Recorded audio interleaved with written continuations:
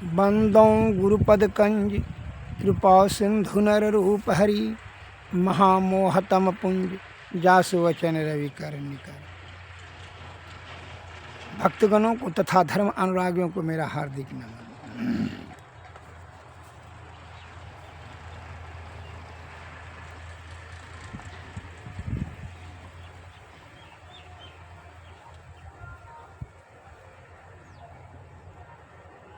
इंद्रियाणि इंद्रियार्थे view मनसा अवकृष्य तन मनः बुद्धया सार्थिनाधिर परिणयेत मयि सर्वतः। अर्थात बुद्धिमान पुरुष को चाहिए कि मन के द्वारा इंद्रियों को उनके विषयों से खींचकर उस मन को बुद्धि रूपी सारथी की सहायता से सर्वांग युक्त मुझ में ही लगा दे। भगवान श्री कृष्ण ने श्रीमद् भागवत गीता में अर्जुन को समझाते हुए कहा कि बुद्धिमान मनुष्य को चाहिए कि मन के द्वारा इंद्रियों को उनके विषयों से खींचकर उनके विषय से, जैसे नेत्र को बढ़िया चीज़ देखने का मन करता है, जीवा को स्वादिष्ट वस्तु खाने का मन करता है,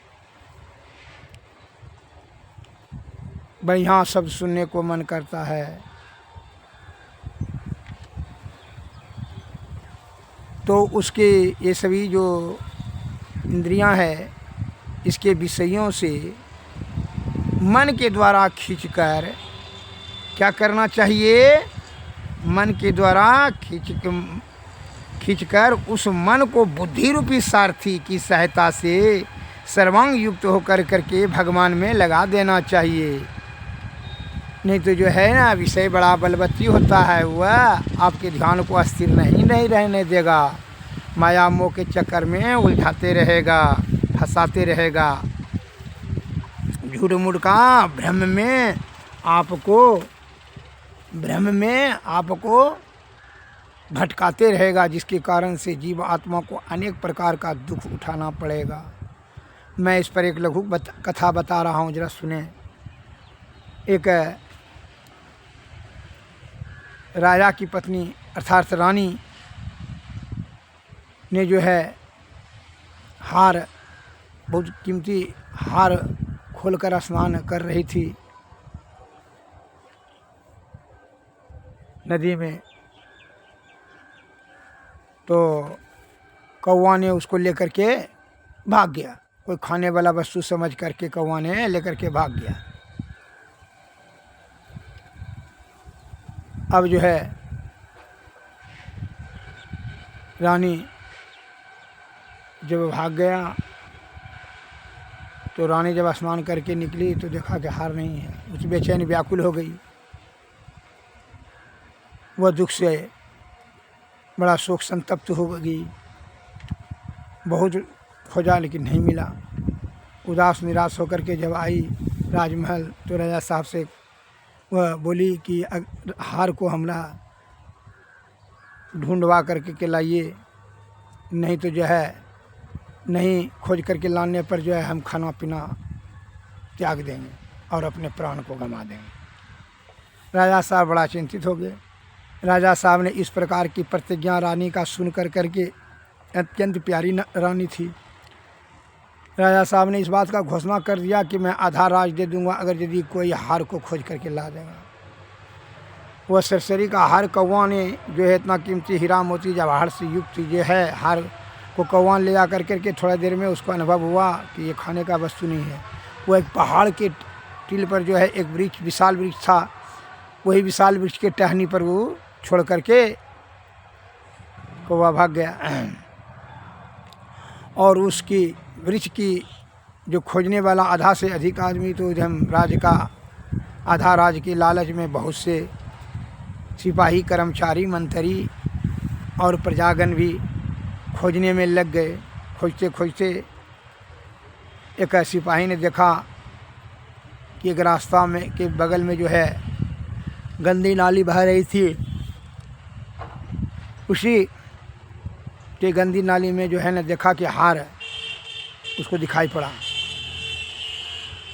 तो वह देखा बड़ा चमक रहा है, यही हार है बस।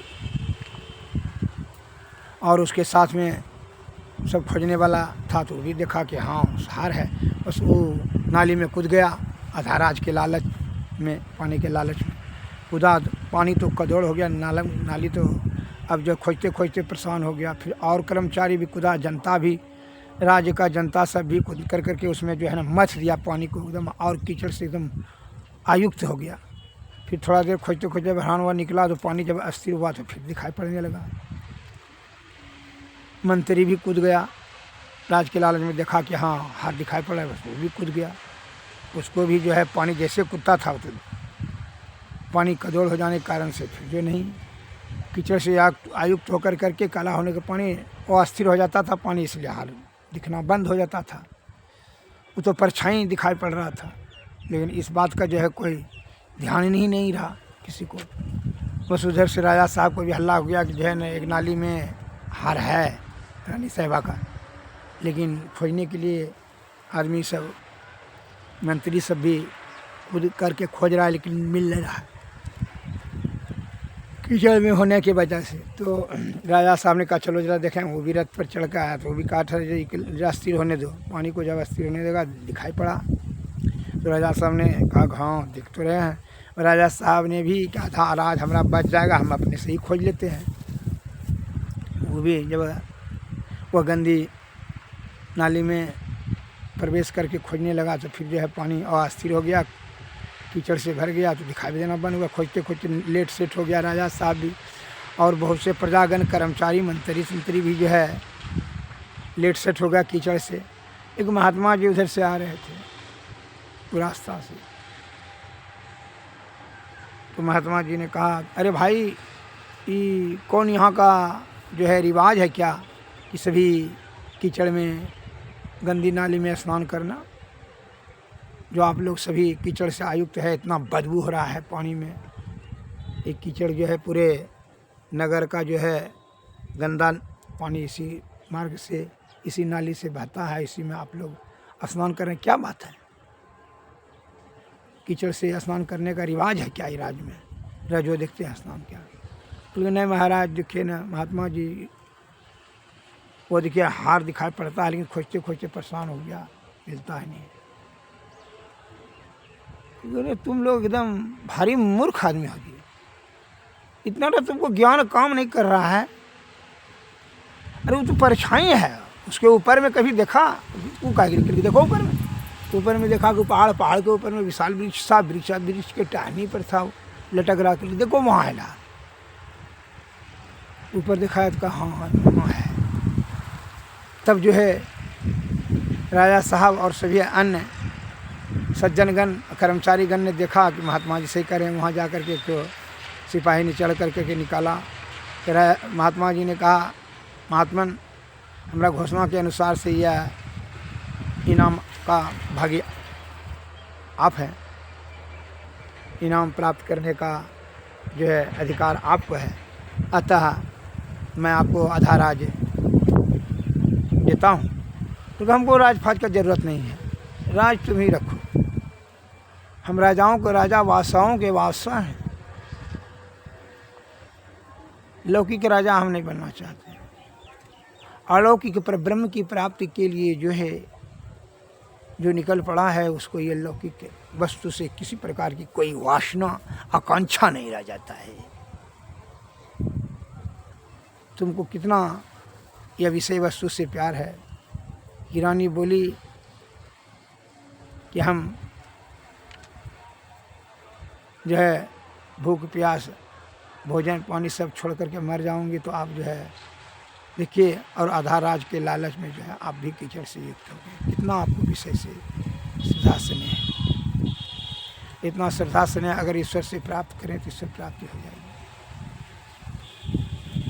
उसी प्रकार ये सज्जन सब देख लीजिए कि ब्रह्म को, ब्रह्म सुख को रूप रस गंध शब्द स्पर्श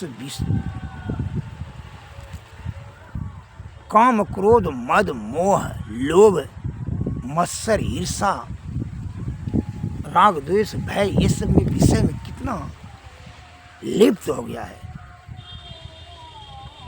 यह ब्रह्म सुख, जगह जमीन, सुंदर स्त्री, बेटा बेटी, दुकान फकान, ये सुंदर काया, इस सब के मोह में इसी को सुख समझ रहा है, और जो कि यह दुख का कारण है। यही ब्रह्म के कारण से ब्रह्म की प्राप्ति नहीं कर पाता है। जिस प्रकार तुम लोग ब्रह्म के कारण से कीचड़ में वो हार खोज रहा था, लेकिन वह तो ऊपर में था, उसी प्रकार तुम लोग इतना नीच मन और अहंकार से आयुक्त होकर के तू निचले रूप रस गंध शब्द स्पर्श विषय में जो है तू खोज रहा है सुख, जो कि दुख का कारण है।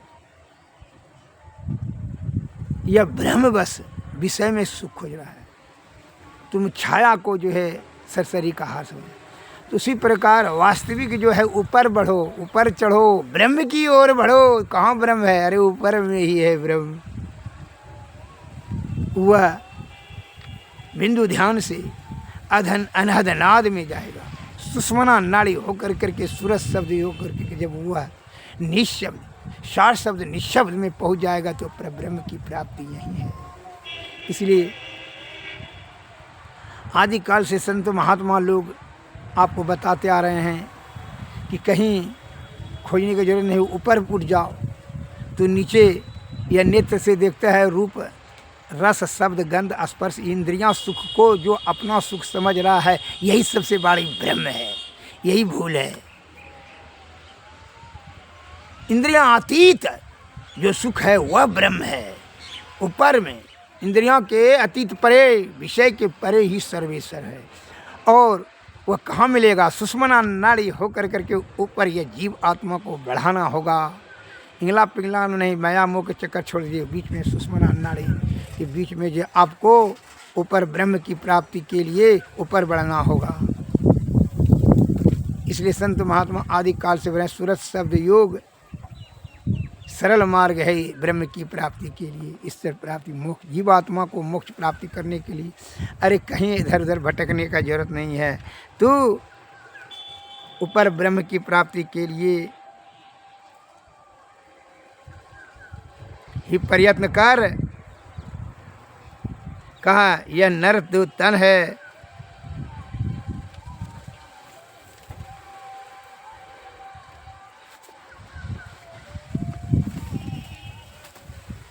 जो प्रकृति द्वारा इतना मेहनत से बनाई गई है, यह मोक्ष का साधन है। ब्रह्म यहीं पर है। माया जो है, मायाबद्ध होने के कारण से जीव विषया आसक्त हो गया है, जिसके कारण से ब्रह्म में पड़ गया। वो ब्रह्म की जानकारी नहीं, ब्रह्म की ओर बढ़ ही नहीं सकता है। इसलिए इसका त्याग, विषय का त्याग कर करके माया मन और अहंकार को छोड़ कर करके माया के ऊपर में सुषमना नाड़ी में ये जीवात्मा को धकेल ऊपर चढ़ा, और तब वह सार शब्द निशब्द में जाएगा। यह युक्ति कहाँ से मिलेगा? सद्गुरु से। कहा सद्गुरु की कृपा से ही आपको वह युक्ति मिलेगा। युक्ति से भक्ति, भक्ति से मुक्ति प्राप्त करेंगे। इसीलिए गुरु महाराज की महिमा है, गुरु भक्ति की महिमा अपार, निगरा क्या जाने। गुरु की भक्ति अति है झीनी, जैसे मकड़ी की तार, निगरा क्या जाने। गुरु भक्ति की महिमा अपार, निगरा क्या जाने। भवजल नदिया गम बह धरवा, जिसमें 84 की धार। गुरु भक्ति की महिमा अपार, निगरा क्या जाने। बिनु गुरु भक्ति पड़े जम फांसी, जम का खाएगा मार। गुरु भक्ति की महिमा या पार, निगरा क्या जाने। बिनु गुरु भक्ति पड़े जम फांसी, जम का खाएगा मार। गुरु भक्ति की महिमा या पार, निगरा क्या जाने। गुरु की भक्ति कटे जम फांसी, जम की मुख पर है चार। कहत कबीर सुनो भाई साधु, गुरु बिनु नहीं निस्तर। गुरु भक्ति की महिमा या पार, निगरा क्या जाने। गुरु से कर मेल गंवारा, क्या सोचत बारंबार। जब पात पार उतरना चाहिए, तब केवट से मिल के रही। जब उतरई जाए भव पार, तब छूटे यह संसार। जब दर्शन देखा चाहिए, तब दर्पण मांगत रही। जब दर्पण लागी काई, तब दरस कहाँ ते पाई। जब गढ़ पर बजी बधाई, तब देख तमाशे जाई। जब गढ़ बिच होत सकेला, तब हंसा चलत अकेला। कह कबीर देख मन करनी, बाके अंतर बीच कतरनी। कतरनी के गांठी न छूटे, तब फकरी पकड़ी जम लूटे। गुरु से कर मेल गंवारा, क्या सोचत बारंबार। घूंघट का पट खोल रे, तो को पीब मिलेंगे। घट घट में है वह साईं रमता, कटुक वचन मत बोल रे। घूंघट का पट खोल रे, तो को पीब मिलेंगे। घन जोवन धन जोवन का गर्वन कीजे, झूठा पंचरंग चोल रे मन। घूंघट कपट खोल, तो को पीबे मिलेंगी। सुन महल में दिया ना बारी ले, आशा से मत डोल रे। घूंघट का पट खोल, तो को पीब मिले। जोग जुगत से रंग महल में, पिया पाए अनमोल रे। कहे कबीर आनंद भयो, बाजत अनहद ढोल रे। घूंघट का पट खोल रे, तो को पीब मिलेंगे।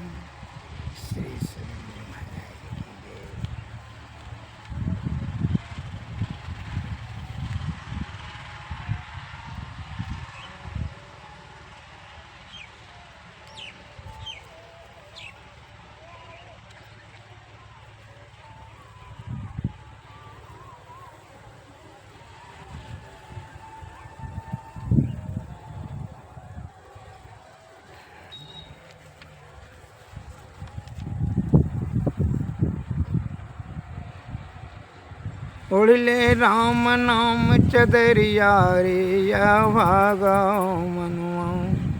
नहीं लागत विषय बयरिया रे, या भागे मनुआ। ओढ़ ले राम नाम चदरिया रे, या भागाओ मनुआ। नहीं लागत विषय न बज बयरिया रे, या भागाओ मनुआ। ओढ़ ले राम नाम चदरिया रे, या भगवानवा। या मानव तन अनमोल, देखो अंतर का पट खोल। लेकर ज्ञान तराजू तोल रे, या भगवानवा।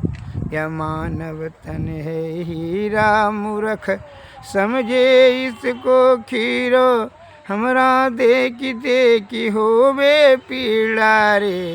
भगवान मोहिले राम न चदरिया रे। भगवान कहता वेद पुराण विचार रे। भगवान है राम नाम जग सार, इसके बिना नहीं निस्तार। पामर कहे करते गुमान, तू तो 2 दिन का मेहमान। कि दिन जइए चदरिया तान रे। भगवान ओढ़ ले राम नाम चदरिया रे। भगवान कबीराव कहत पुकार, जागो जागो सोवन है, अब तो होएंगे बिनसार रे। भगवान ओढ़ ले राम नाम चदरिया रे। भगवान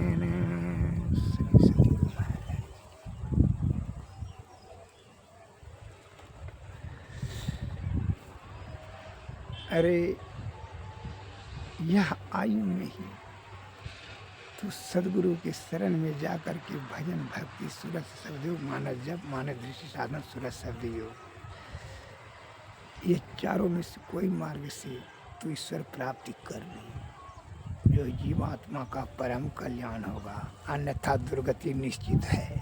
इसमें जरा भी संदेह, तुम जितना भी इंद्रियां के अधीन होकर के सोचते विचारते हो और इसी के सुख के बारे में जो अपना बुद्धि लगाते हो, ये सभी बुद्धि मरने के समय में बड़ा पछताओगे। सब बुद्धि कोई काम में आएगा, सब बल बुद्धि आई सब गंवा देगा तो फिर क्या काम। इसलिए अभी ही स्वस्थ और दृढ़ता अवस्था में ही यह विधि जान ली। कौन विधि? ये जीवात्माओं को ध्यान, बिंदु ध्यान के माध्यम से सुषुम्ना नाड़ी होकर के नाद के रास्ते से होकर के सुषुम्ना नाड़ी सूरज शब्द योग से ब्रह्म पर पहुंचा दे, तो फिर ये जन्म और मरण का ही पीछा पानी छूट जाएगा, चक्कर ही खत्म हो जाएगा। आवागमन दुस्सह दुख हुई। जीने मरने में साधारण दुख में बहुत दुख होता है, उल्टा टेगरी माँ के गर्भ कुंड में लटकना पड़ता है, मलमूत्र बीज कुंड में, मामूली दुख है। रोग शोक संताप बुढ़ापा ये सब सहना पड़ता है। रूप रस गंध शब्द स्पर्श इस सब के थपेड़े में जो है बड़ा कष्ट होता है जीवात्मा को। इसके निवारण कल्याण हेतु ही संत महात्मा लोग हम लोगों को मार्गदर्शन कर रहे हैं कि जीते जी ही ईश्वर प्राप्ति कर लो, जो कि अंत काल में जो है पछतावा नहीं रहेगा। नहीं तो आदि काल से तो जीवात्मा मायाबद्ध होकर के विषय के बाजार में विषय पे महापंख में फंस कर के चित्रकार कर ही रहा है। श्री सद्गुरु महाराज। आरती तन मंदिर में कीजिए, दृष्टि जुगल कर सन मुख लीजिए, चमकै बिंदु सूक्ष्म यति उजल, ब्रह्म ज्योत अनूप बलक लीजिए, जगमग जगमग रूप ब्रह्मांड, निरखी निरखी ज्योति तज दीजिए, शब्द सूरत अभ्यास सरल तर, करिकरी सारा सवद गही लीजिए, ऐसी जुगति कया गढ़ त्यागी, भव भ्रम भेद सकल मल छीजे, भव खंडन या रति यह निर्मल, करिमयी अमृत रस पीजे, आरती तन मंदिर में कीजिए, दृष्टि जुगल कर सन मुख दीजिए। श्री सद्गुरु महाराज की जय। श्री सद्गुरु महाराज। सद्गुरुवे नमः, सद्गुरुवे नमः। नमस्कार।